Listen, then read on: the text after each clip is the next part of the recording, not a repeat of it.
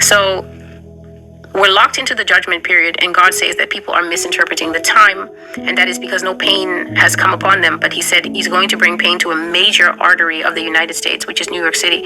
And he says when he touches on a major nerve, it will become very clear who is making the decisions that are so graphically hitting America. New York City specifically is going to have a flood.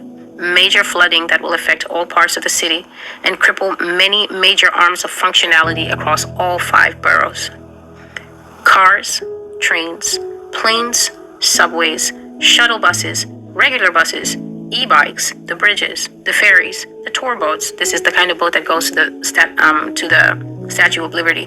And all major highways, whether they are with or without tolls. Yah says that anything transport related will be paralyzed because of the water that's going to hit New York City.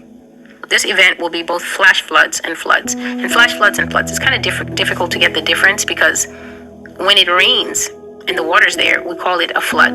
The flash flood, though, is more dangerous because it is water that is moving with pace. It is water that piles up shockingly fast due to rainfall that piles up shockingly fast. And before you know it, the whole area has turned into a churning vortex and people can be at risk to be carried away. One of the footage that I saw is they had to save 2 people out of their cars because they were trying to open their cars and get out, and people just basically managed to help them. But that video, it was a bit difficult to download it. So I don't think it's one that I was able to get. But I mean, the man was literally going. His car was going, and he had managed to jump out, and the water was carrying him. And another man, he literally was just flooding by someone's front porch.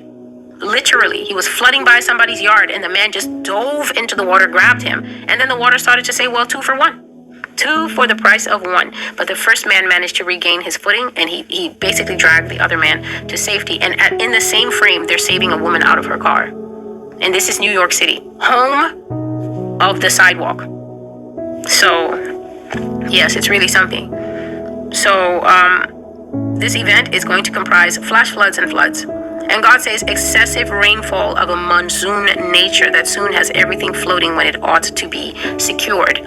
If you remember, I was just talking about how Yah says that America is going to start to have monsoon rains. You can find out more about that in the prophecy that I brought. I think it was either July the 12th or July the 22nd. It is called My Hand is Stretched Out Still, Part 5, More Natural Disasters Coming to the United States. So there God was saying monsoon rain, and I said that the climate change people are going to love it because they will have something to talk about and say, you see how bad climate change is? We've actually turned into a monsoon nation.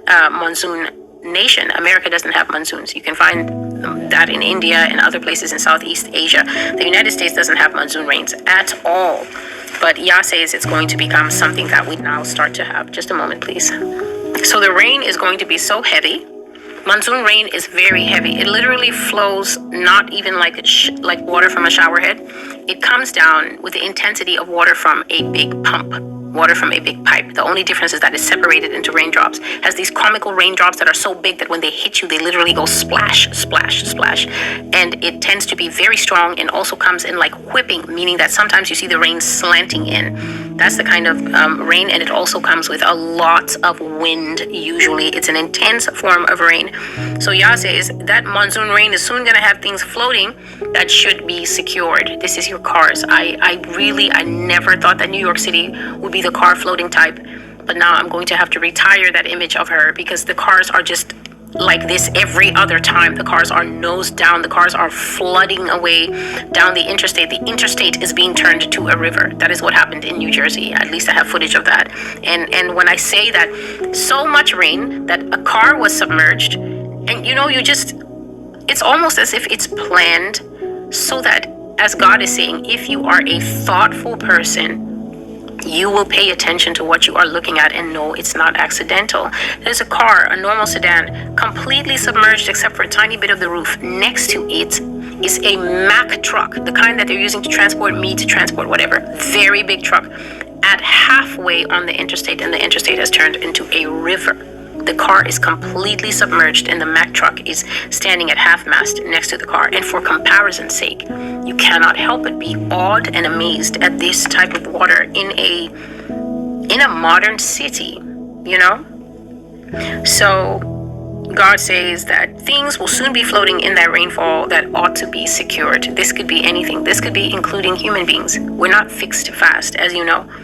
Any form of mass transit will be gravely affected, and after all impressions have been taken and estimates done, it's going to cost the city millions of dollars in damage repair, in rewiring, in rebuilding, in rescue and recovery of heavy objects like cars that will go right out of where they're supposed to be and lodge themselves in all kinds of places they don't belong, including in the bay.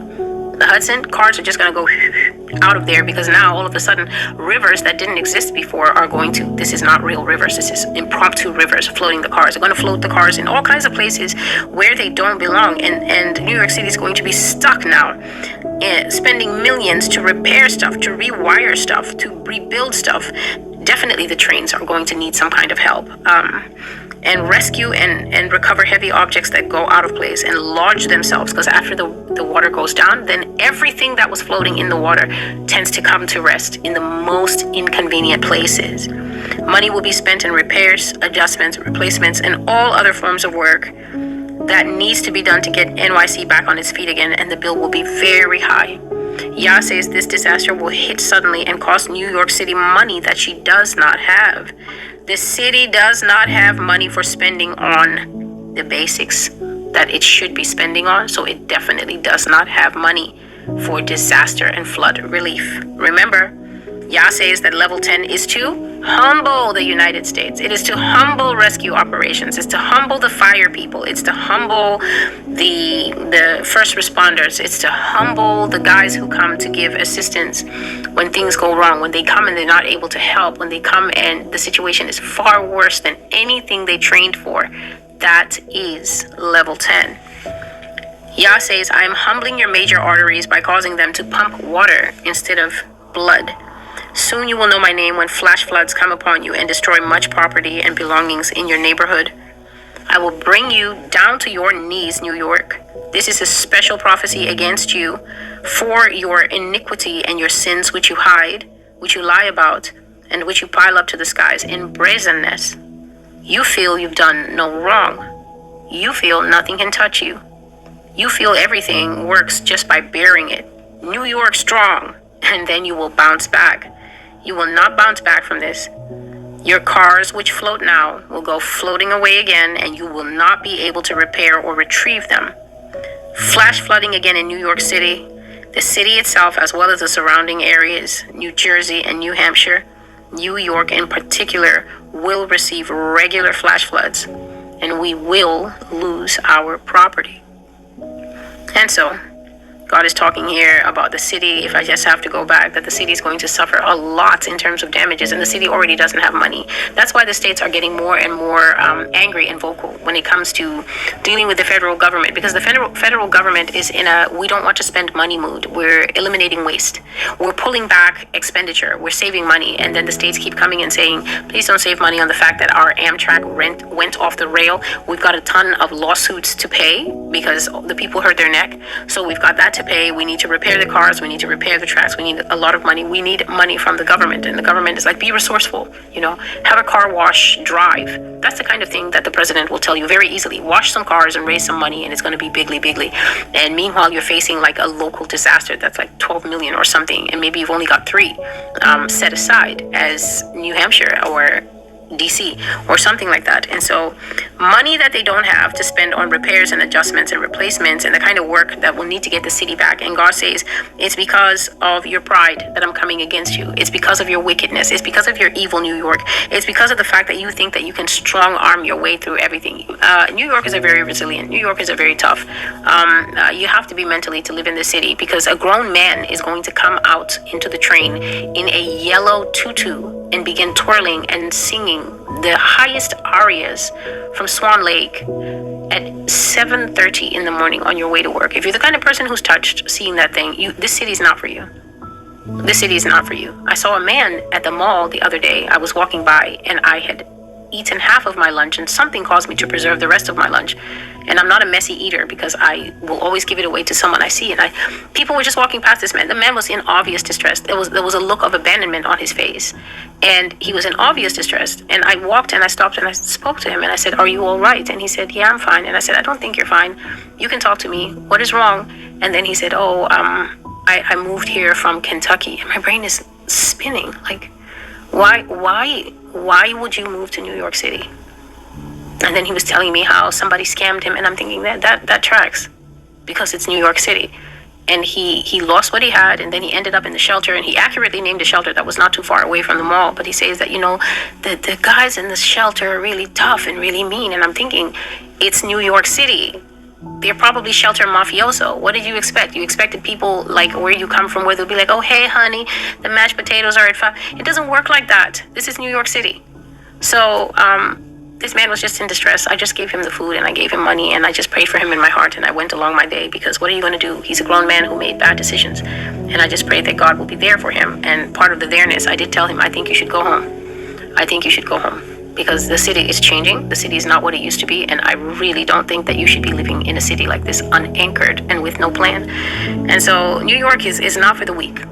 New York is not for the weak. And God says that part of New York City's blindness, what blinds the people in the city, is the resilience, is the ability to band together to make demands of the local government, the state government, to petition senators. People here will write letters. People will go and stand outside Governor Hochul's office and bang pots to get her attention. From the Wall Street district, you will see a dude there in a $2,000 suit doing that, along with somebody in a hoodie, because the unity here is strong. But God is basically saying that you cannot do things like unity and New York strong against God, especially when you have sin. And He's saying there's hidden sin, right? There's you that likes children. Obviously, you're not going to be brazen about that, because you will still get vilified. You will still get canceled. But then he says there's sin that people pile up to the sky. And the first one is this abortion. We have abortion of all terms here. We have not only first trimester, second and third, but we have after.